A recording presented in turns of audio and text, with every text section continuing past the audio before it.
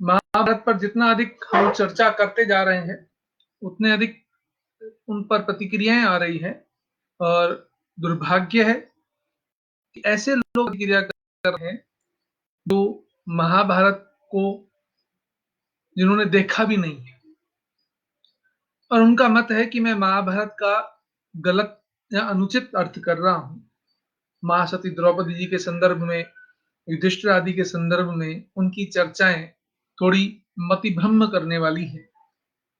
सबको अपना अपना कार्य ईश्वर ने दे रखा है। जिन वैदेशिक संस्थाओं से वे लोग पोषित हैं, तदनुरूप कार्य करेंगे। हमारा आज का विषय है, जो महाभारत का युद्ध हम वर्तमान में देख रहे हैं, उसका कारण केवल मात्र 4 लोग प्रधान थे: दुर्योधन, कर्ण, शकुनी और दुशासन। और 5वां कारण था स्वयं धृतराष्ट्र।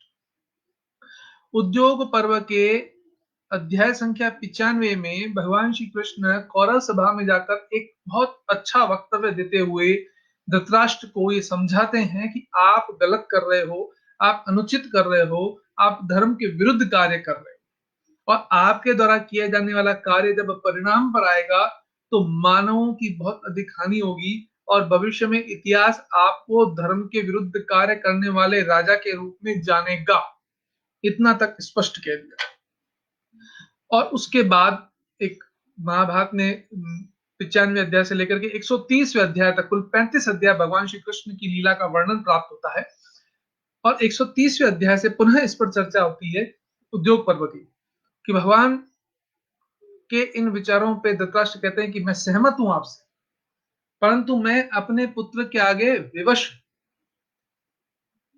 तब आप उसे समझाएं। तब भगवान कृष्ण दुर्योधन को समझाते और कहते हैं 5 काम, लेकिन वह भी नहीं मानता। फिर उनको वो उठ करके चला जाता है। जब चला जाता है, चला जाते समय जो जाने लगता है, तब भगवान कहते हैं कि भगवान धृतराष्ट्र से कहते हैं तुम इनको चारों को, दुर्योधन, कर्ण, इनको चारों को बांध दो। इनको स्पष्ट रूप से कह दिया उन्होंने कि इनको जो है कैद में डाल दो, सबको कैद में डाल दो। और कैद में डालने की दृष्टि से जो है कैद में डाल दो, लेकिन वो तब भी नहीं मानता। और जब वो चले जाते हैं वहां से, बल्कि उठ करके वो चले जाते हैं, जब चले जाते हैं जाकर के वो चारों जने, कृष्ण क्या कहते हैं, कर्ण, द्रुपद, दुशासन, दुर्योधन और शकुनी, ये जाकर के वहां पर और भगवान से ये कहते हैं, वहां पे जाकर के आपस में मंत्रणा करते हैं। पहले गांधारी से मिलते हैं, लेकिन गांधारी से मिलने पर भी जब उनको इनको सकारात्मक भाव प्राप्त नहीं होता, तो वे लोग आपस में मंत्रणा करते हैं कि हमें जो है बंदी बनवाए, उससे पहले हम इसको गिरफ्तार कर ले, इसको बंदी बना ले। और महाराज धृतराष्ट्र कितना ही नाराज हो, कितना ही क्रोधित हो, लेकिन हमको उनकी अवहेलना करके इसको बंदी बनाना, कर ये बंदी बन गए तो मानो पांडवों के हमने दांत तोड़ दिए। परंतु भगवान श्री कृष्ण जब उस कौरव सभा में आए थे, तो 2 यादव, कृतवर्मा और सात्विकी उनके साथ थे। सात्विकी ऐसे व्यक्तित्व थे जो व्यक्ति को देखकर उनके मनोभावों को ताड़ लेते थे।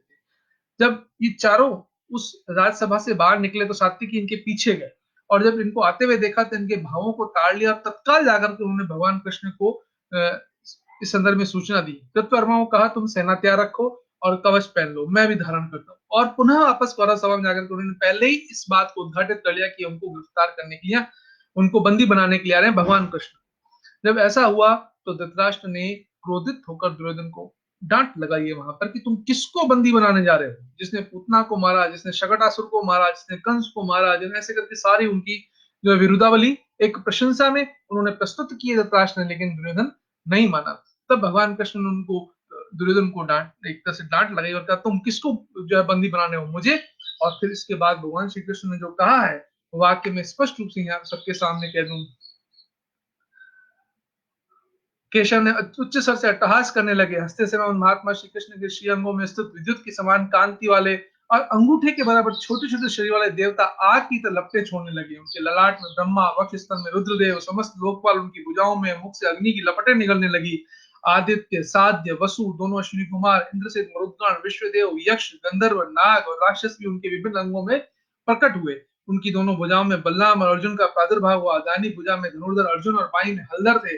भीमसेन, युधिष्ठिर, मादरी नंदन, नकुल, सहदेव भगवान के पृष्ठभाग में स्थित थे। प्रद्युम्न आदि वृषणवंशी था अंधक वंशी योद्धा हाथ में विशाल आयु धारण किए भगवान के अग्रभाग में स्थित, इस प्रकार उनका विशाल और विराट स्वरूप था और वो इतना दिव्य स्वरूप था कि धृतराष्ट्र ने निवेदन किया है वहां पर भगवान से कि हे प्रभु कमल नयन यदुकुल त्वमेव पुंडरीकाक्ष सर्वस्य जगतो तस्मात् त्वं यादव श्रेष्ठ प्रसाद मेरे ऊपर भी प्रसन्न होइए भगवान मम नेत्राणाम अंतर्धानम प्रणय भगवंतम दृष्टुम इच्छामि नान्यम दृष्टुम योत्सय। मैंने दुनिया में कुछ भी नहीं देखा इस विश्व में, लेकिन आपके इस स्वरूप को, इस विश्व रूप को मैं देखना चाहता हूं। ततो अब्रवीन महाभाव धृतराष्ट्रम जनार्दन अदृश्यमान नेत्रे द्वे भवे कुरुनंदन। और भगवान ने आशीर्वाद रूप में उन्हें कहा कि तुमको मैं दो नेत्र दूंगा, तुम्हारे अंतर्मन के नेत्र होंगे, तुम मुझसे देखो मुझे। तस्मात् तत्र अद्भुतम माना धृतराष्ट्र चक्षुषी लब्धवान वासुदेवाश्च विश्व रूपा दिदृक्ष्या लब्ध चक्षुष मासीनम धृतराष्ट्रम नराधिप विस्मिता ऋषिभिः साधु। भगवान से नेत्र प्राप्त किए तो उन्होंने भगवान के दर्शन भी। तो हमें जो महाभारत में दिखाया गया है कि कृपाचार्य नहीं देख पाए और कर्ण उनको देख रहा है, ऐसा नहीं है, स्पष्ट रूप से। और इसके बाद वो अपना विश्व रूप दिखा करके उन्होंने अपने स्वरूप को समेट लिया और कृतवर्मा और साथी के साथ बहुत तीव्र गति से, जैसे आग की लपटें होती है वैसे उड़ते हैं। और क्या उसके बारे में वर्णन कहा जाए, तत्काल बाहर आया उस विश्व रूप को जिन सभी वहां सभासदों में सबने देखा था। और जब सबने देखा तो तत्काल उनके पीछे दौड़े कि आपको हम कैसे रोकें, क्या रोकें। लेकिन भगवान ने उन सबको कहा कि मैंने पूरा प्रयास किया है, लेकिन धृतराष्ट्र भी असमर्थ है। अब इन तुम्हारे धृतराष्ट्र पुत्रों को काल ही जो है उनका समाधान करेगा और इनको अब कोई बचा नहीं सकता। तो यह भगवान का विश्व रूप है और यह विश्व रूप अत्यंत श्रेष्ठ रूप है।